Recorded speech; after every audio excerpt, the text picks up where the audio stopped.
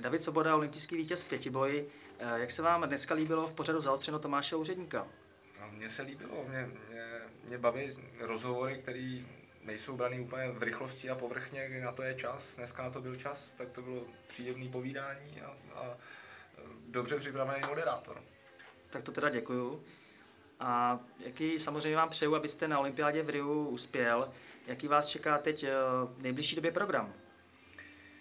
Moc krát děkuju za podporu a v nejbližší době teďka mám vlastně po sezóně, takže bych si měl odpočinout, což se mi tak úplně nechce. Já jsem rád, že se mi podařilo v posledních měsících se dostat do nějaké formy a nechci o to úplně přijít, takže teď se budu udržovat v nějakém tom přechodném období do toho listopadu, prosince, než začne zase úplně ta nejtvrdší příprava na další sezónu.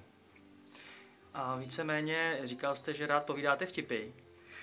Ze srandy samozřejmě. No to byla legrace, já jsem se toho právě bál, že budu vyzván k tomu říct nějaký vtip, protože já jsem si zakázal 2 věci na celý život.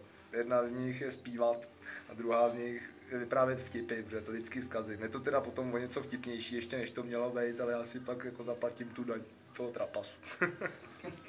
Ve vysílání jsme hovořili o tom, že jste svým způsobem věřící, že sice nevěříte v Boha, ale věříte v nějaké věci nahoře nad námi. Jak to mám vnímat? Chcete třeba mít svatbu v kostele, nebo to bude klasický obřad, až se najde ta pravá? Já bych to úplně nepojmenovával, v co teda věřím, ale za věřícího člověka se rozhodně považuju. No a co té svatby se týká, tak já bych o tom nerad takhle veřejně mluvil, mohlo by mi to způsobit určitý komplikace.